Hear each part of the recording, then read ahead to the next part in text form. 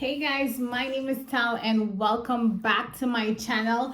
This video is actually a part 2 for my last video because someone made a comment and I was like, you know what, it's important that I mention that in addition to the previous information that I advised of in my last video. So if you're new to the channel, make sure that you subscribe. If you find this information or any of the information in any of my videos helpful, like the video, share the video, so that way you could help someone else. We're trying to build an affordable housing community here. And if you're familiar with the channel, you'll know how helpful the comment section is. You know how beneficial the information is. So please share this information with someone.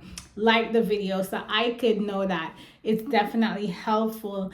And also, if there's a particular video you want me to do, like a topic you want me to talk about, leave a comment below and I'll be sure to do a video on it. Bear with me for the emails. I am way behind on emails, and I do want to say this as well. Please do not wait for my response in order to submit an appeal. Your appeal is time sensitive. So, I cannot guarantee that I will get up to your email in time. So please just be sure to watch my appeal video, read the HGC Marketing Handbook, and respond to your appeal. If I get up to it, great. I hope I get up to it, but I just cannot make any guarantees, and I do not want you to lose time waiting for my response and not responding. So just make sure you watch the videos. The information is very helpful. Watch the appeal video and just follow the guidelines and submit your appeal. With that being said, let's get into this topic for the part 2 of my previous video, what to expect once you move in.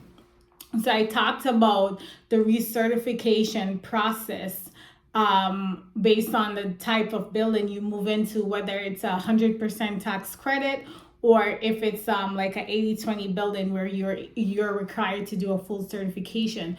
One of the things that I want to talk about is income changes, in the sense that if your income decreases, right? So oftentimes, you move into affordable housing, most residents, once you move in, you become a resident, most residents, their income increase. However, there are cases where income also decrease.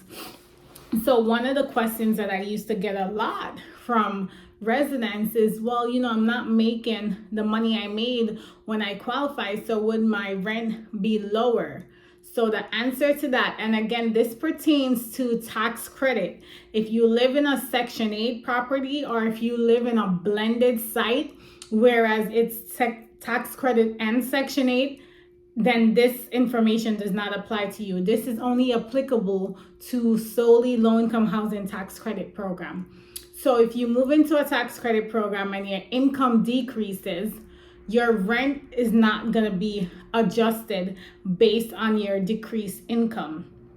And so for tax credit programs, there are set rents, right? So the only increase that can be applied is the increase that's determined by the Rent Guideline Board. So it's not contingent on how much you're making. So look at it this way. If you're making more than the bracket that you moved into, there's no penalizing you. If you're making less than what you made to qualify, you just have to continue to pay the rent as is. So just be mindful of that, because people mistake the tax credit program with a Section 8 program, whereas with Section 8, your rent is based on your income. So if your income decreases, your rent also decreases. So this is not the case for low-income housing tax credit.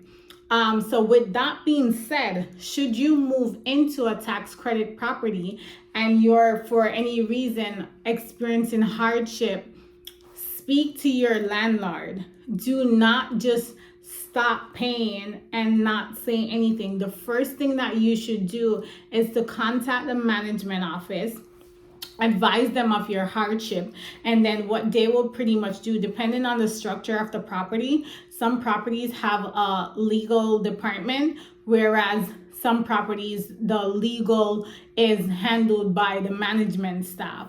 So if you're experiencing hardship, whichever department, if your property have a legal department, call the legal department. If it's just a management team, call a management team and advise them and work out a payment plan.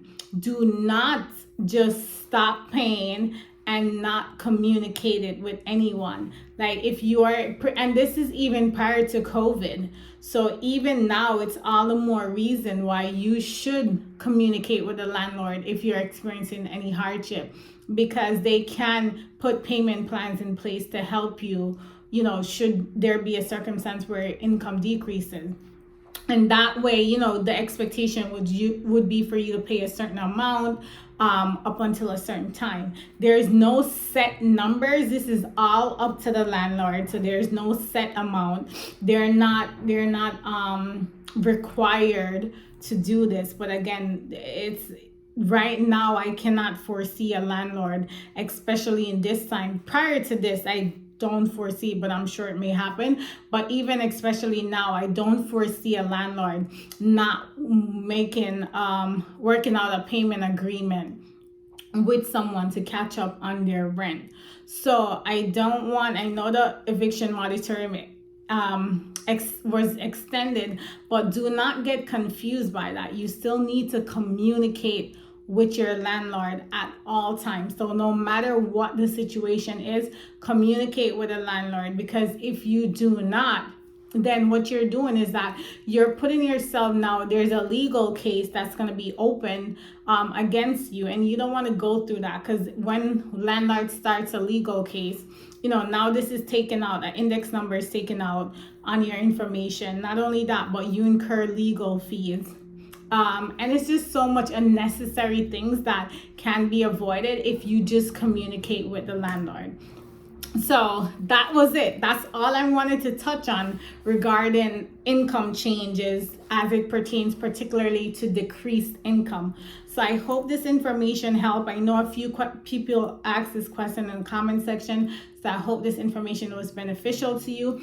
And also note that, I remember we're manifesting. So a lot of you guys may say, well, I don't need to watch this video because I'm not even in an apartment yet. But I want you to speak it in existence. I want you to watch all the videos, because you're going to be prepared so you know what you're walking into. You got to prepare for the blessing that's to come. Like I bought furniture for a new house that I don't have yet. I had that piece of furniture like maybe a year now. You got to manifest what's to come. So don't wait till the appointed time, and don't feel like this does not apply to you. You need to know what to expect, because you are going to get into that affordable housing. Once you follow these steps and do your part, you are going to get into an affordable housing. So watch these videos, speak in existence, be positive about it. Know that it can happen for you. Educate yourself. Sometimes it may mean you rewatching the videos. I know that sometimes the guidelines are very, it's like gray areas, particularly even with all guidance from any agency. I know sometimes the LIHTC marketing handbook, it may be complex to dissect, but that's why I'm doing these videos, to help you in certain areas or in as much areas as possible. So definitely make sure you read, educate yourself, watch the videos, and just follow the directions given. And I assure you that once you do that, it will happen for you. Once you you have to obviously qualify. Once you manifest, you're qualified, you're doing your part, it will happen for you, and all things are going to work out in your favor. The appointed time, it's going to happen at the appointed time. So no pressure on yourself. Just do your part and believe that, this can come to life, and start seeing yourself there and believe that you are going to be there, and this rent burden is going to be lifted, and you're going to be in affordable housing that you could actually afford, and you're going to be in a great building that will change the quality of your life for not only you, but perhaps your kids or your family. But just stay positive and speak it in existence. I hope this video helped. If it did, give it a thumbs up. Subscribe to the channel if you haven't already done so. And most of all, share it with a friend. Thank you so much for watching, and you have an amazing day.